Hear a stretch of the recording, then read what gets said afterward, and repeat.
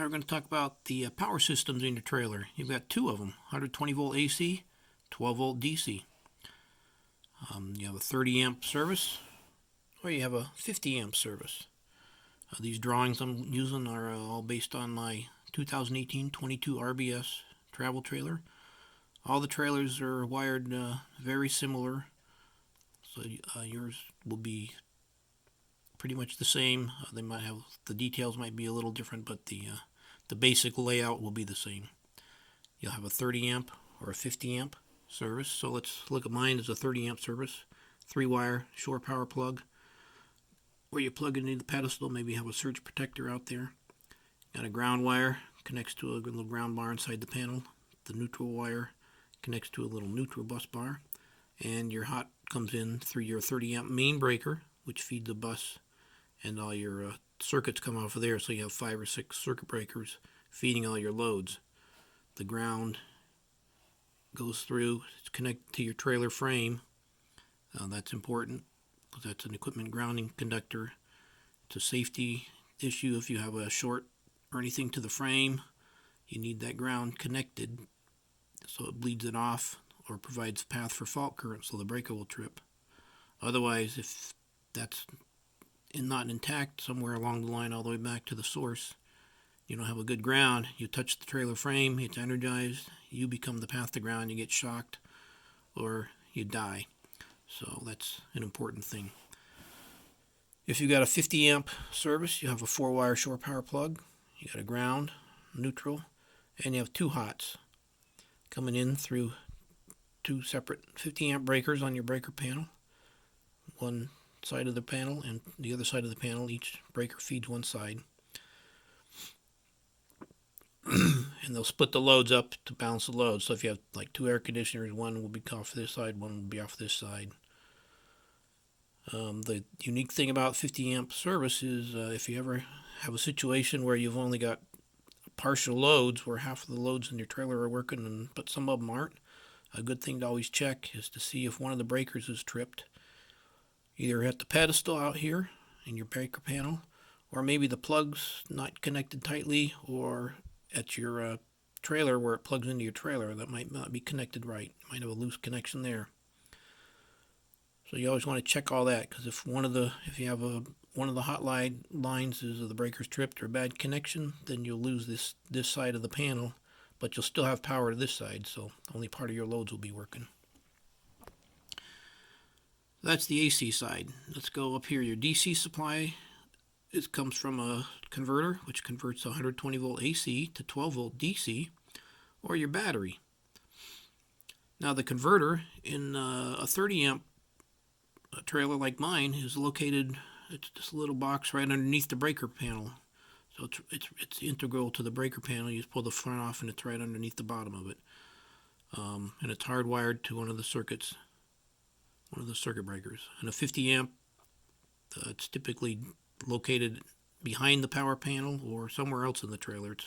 It's not under the breaker panel.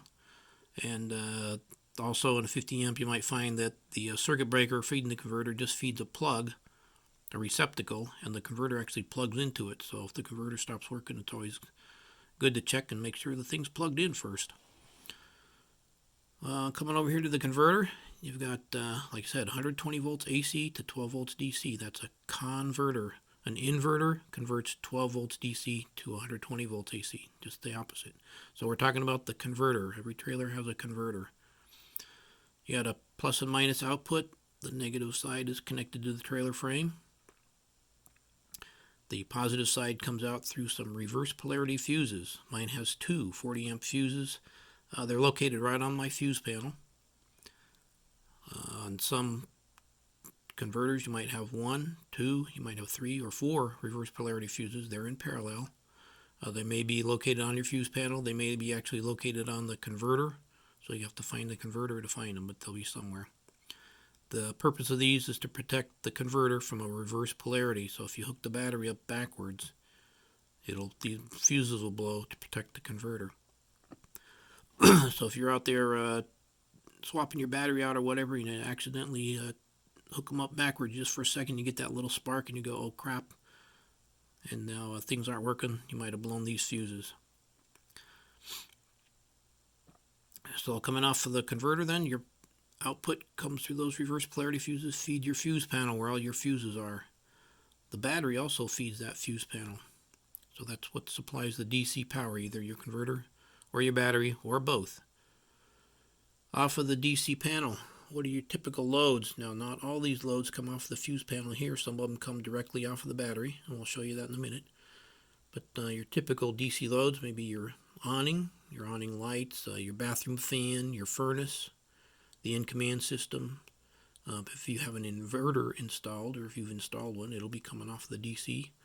All your lights, your propane leak detector, maybe your CO monitor, or your smoke detector. Some trailers those are powered from the 12-volt DC system. Other trailers like mine, they're just powered by little 9-volt batteries, not powered by the trailer. Your radio, the refrigerator control board, your slide-out motors, stabilizing jack motors, your tank level indications. The thermostat uses DC, and the AC control board uses DC. Your tongue jack, your USB ports, your water heater control panel, control board, and the water pump. So all that stuff is 12 volts DC. Like I said, not all of it comes right off the fuse panel. Some of it comes off the battery. So coming off your battery out on the tongue or wherever it's at, the negative side will be connected to your trailer frame. Coming off of the positive side, you'll have an auto resetting breaker. In my case, it's a 50 amp breaker mounted right up on the tongue. And then that goes to your battery disconnect switch, wherever that's at, and then that feeds the fuse panel. So you have two things that could cause you to lose your battery if this breaker trips or something goes wrong with it, or if your disconnect switch is open. That isolates your battery from the fuse panel. And if these fuses are blown on the converter, that isolates your converter from the fuse panel. And the battery won't charge the battery either. So let's look at the battery out on the tongue or wherever it's located in your fifth wheel. You've got your battery. Like I said, the negative side's connected to the trailer frame. On mine, you've got a solar plug on the side of the trailer, which is just hooked up. It's got a little 10 amp fuse that hooks right up to the positive side of the battery if you want to plug a solar panel in there and charge the battery. And from the positive side of the battery comes out, goes through a 50 amp auto resetting circuit breaker on my trailer. Yours might be a different size. And that feeds a single wire to the battery disconnect switch. And then that wire goes up here, and that's feeding your fuse panel. So that's this wire right here. So it goes through the breaker, through the disconnect, to your fuse panel. Okay, to and from the fuse panel and the converter. So it supplies power from the battery to the fuse panel, but it also supplies power from the converter back to the battery to charge it up. Also coming off the positive side of the battery is your emergency breakaway switch for your brakes. So this is a switch normally open right here. You got your little cable with your pin hooked to it that you hook up to your truck. If your trailer breaks away somehow, it pulls that pin out, closes this switch, supplies 12 volts DC directly into your battery, or to your brakes. I mean, is your 7-pin cable from your tow vehicle. So that applies 12 volts right to your brakes to lock them up and stop the trailer. It's not fused. There's no breaker on it. It's hardwired right to the battery. It's an emergency switch. They always want it to work. They don't care if this wire melts. If your trailer's running away, they want to try and stop it. And then on mine, I have another 30 amp auto resetting circuit breaker, which feeds the tongue jack, which has its own little fuse right at the jack. It feeds my stabilizing jacks, and it feeds my slide out. So those are coming straight off the battery through this auto resetting circuit breaker. They're not coming off the fuse panel in the trailer. The other thing that comes off through there, that's your battery charge line from your tow vehicle. So your 7-pin cable has that plus 12 volts coming in here. It feeds in through here, through this auto resetting circuit breaker to charge the battery. So if you ever have a problem with all this stuff's not working for some reason, maybe this breaker's failed or something, you plug your truck in, it powers up all those loads directly.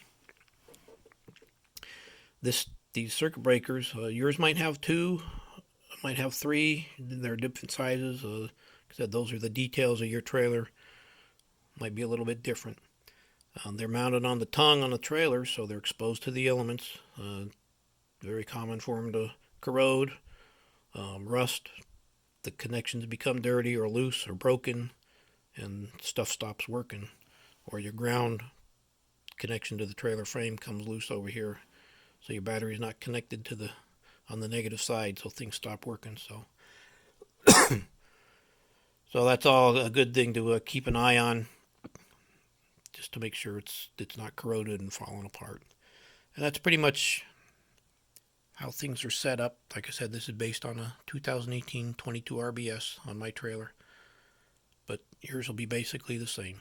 So if you got any questions, comments, drop them in the comments below and we'll figure them out. Thanks.